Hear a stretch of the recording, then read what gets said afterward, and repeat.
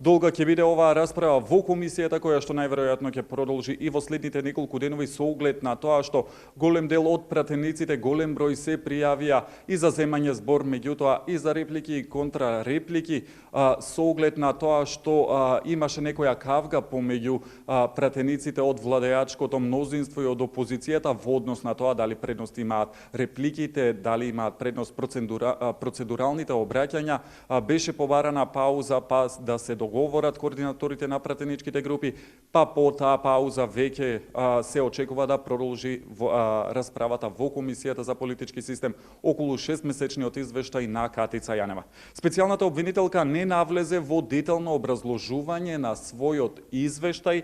Таа единствено рече дека во своето кратко излагање рече дека досега не видела ниту еден јавен обвинител да го образложи својот извештај за својата работа, на што жестоко реагира пратениците од владеачката ВМРО ДПМН.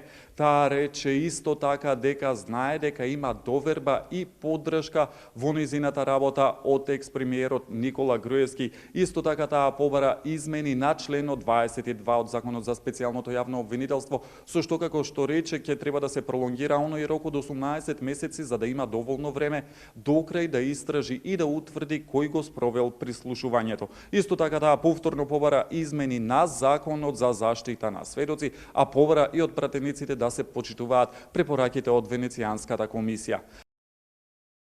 Ве молам, како законодавен дом, да го измените членот 22 и да го пролонгирате рокот од 18 месеци, за да можеме целосно да го истражиме кој и на кој начин и во кој период прислушкувал незаконски во Република Македонија.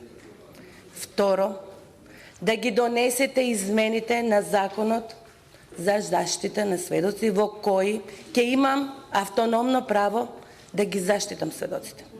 И како трето, да ги имплементирате во законските одредби препораките на Венецијанската комисија. Ова беше дел од излагањето на специјалната јавна обвинителка Катица Јанева. Како што спомнав, владеачкото мнозинство реагираше на нејзиното тврдење дека досега ниту еден јавен обвинител не го образложил својот извештај пред пратениците или пред членовите на некоја од собраниските комисии, матичните собраниски комисии. Координаторот на пратеничката група на ВМРО ДПМН Илија Димовски побара од специјалната обвинителка дополнително да образложи другите делови од извештајот за нејзината 6-месечна работа. Во делот за финансиите Димовски посочи дека нема докрај образложение околу 68 милиони денари кои што биле досега потрошени.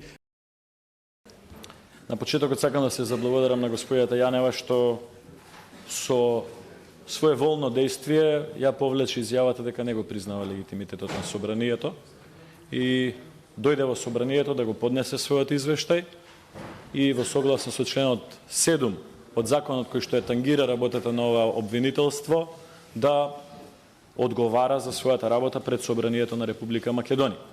Тоа е суштина на функционирање на парламентарна демократија и во Република Македонија и секаде каде што постои парламентарен систем на уредување на државата.